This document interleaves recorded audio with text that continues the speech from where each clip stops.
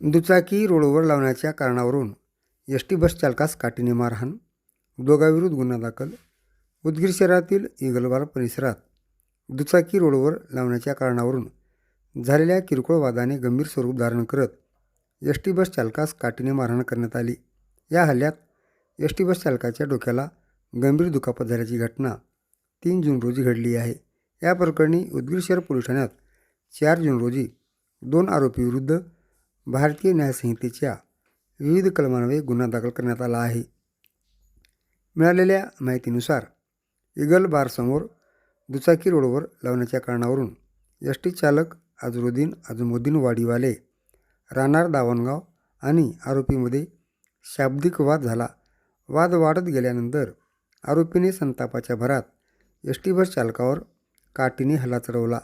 डोक्यावर वार केल्यामुळे एस टी बस चालक जखमी झाला.